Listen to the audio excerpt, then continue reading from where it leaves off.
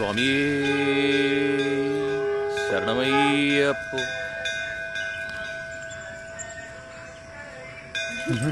ഇതെന്താ പുതിയൊരു സഞ്ചി?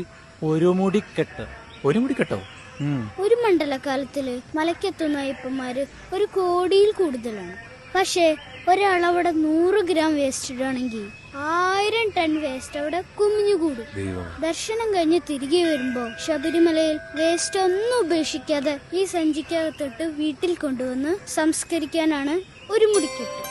1 കോടിയിലധികം അയ്യപ്പ ഭക്തന്മാർ 100 ഗ്രാം മാലിന്യം ശബരിമലയിൽ ഉപേക്ഷിച്ചാൽ ഒരു വർഷം അത് 1000 ടൺ കവിയുന്നു. അറിഞ്ഞോ അറിയാതെയോ പ്ലാസ്റ്റിക്കോ മറ്റു മാലിന്യങ്ങളോ ശബരിമലയിൽ ഉപേക്ഷിക്കാതെ വീട്ടിലെത്തിച്ച് സംസ്കരിക്കാൻ കയ്യിൽ ഒരു മുടിക്കെട്ട് കരുതുക.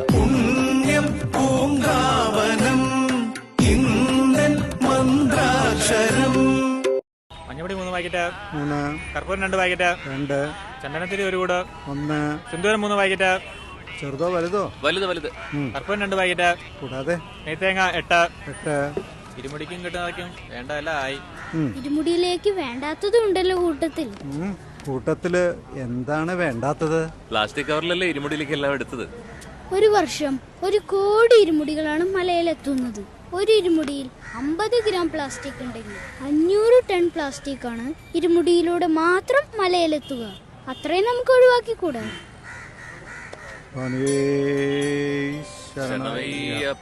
വർഷാവർഷം 1 കോടിയിലധികം ഇരുമുടികൾ എത്തുന്ന ശബരിമലയിൽ ഒരു ഇരുമുടിയിൽ 50 ഗ്രാം പ്ലാസ്റ്റിക് ഉൾപ്പെട്ടാൽ അത് ഏകദേശം 500 ടൺ കവിയും. ഇരുമുടി പരിശുദ്ധമാണ്, അതിൽ പ്ലാസ്റ്റിക് പെടാതെ സൂക്ഷിക്കുക.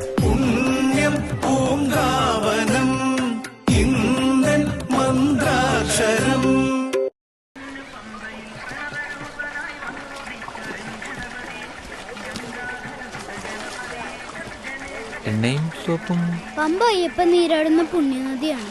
അവിടെ നിങ്ങൾ എണ്ണയോ സോപ്പോ ഒന്നും ഉപയോഗിക്കരുത്. സ്വാമി, നമ്മുടെ തുണികൾ ഇതിൽ വലിച്ചെറിയരുത്. പമ്പയിൽ മുങ്ങി നിവർന്നാൽ മാത്രം മതി. പമ്പ വൃത്തികേടാക്കുന്നവരെ അയ്യപ്പന് തീരെ ഇഷ്ടമാണ്. സ്വാമിയേ ശരണമയ്യപ്പ. പമ്പാജലം തീർത്ഥജലമാണ്. സോപ്പും എണ്ണയും തുണികളും ഇതിൽ ഉപേക്ഷിക്കരുത്. കാനനവാസിയായ അയ്യപ്പനും പൂങ്കാവനത്തിലെ പക്ഷിമൃഗാദികൾക്കും പമ്പാ തീർത്ഥം പ്രാണജലം കൂടിയാണ്.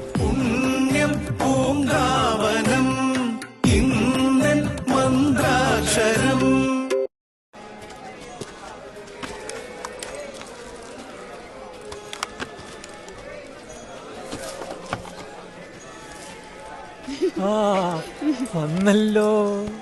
മലയിറങ്ങിയാല് സമയം കളയാതെ വീടെത്തണ്ടേ സ്വാമി? ശുദ്ധിസേവ ചെയ്യാതെ മലയിറങ്ങാൻ പാടില്ല സ്വാമി. ഒരു വർഷം 1 കോടി ആൾക്കാരാണ് മലയിലെത്തുന്നത്. ഒരാൾ 10 മിനിറ്റ് ക്ലീനിങ്ങിൽ പങ്കെടുത്താൽ ശബരിമലയിൽ ഒരു നുള്ളു വേസ്റ്റ് ഉണ്ടാവില്ല സ്വാമി. വർഷാവർഷം 1 കോടിയോളം അയ്യപ്പന്മാർ എത്തുന്ന ശബരിമലയിൽ ഒരാൾ 10 മിനിറ്റ് ശുദ്ധിസേവയ്ക്കായി ചെലവഴിച്ചാൽ 17 ലക്ഷം സേവനത്തിന്റെ മണിക്കൂറുകൾ ശബരിമലയിൽ ചെലവഴിക്കപ്പെടും. അയ്യപ്പന്റെ പൂങ്കാവനം പുണ്യമായി കാത്തുസൂക്ഷിക്കാൻ നമുക്കും പങ്കാളികളാകാം.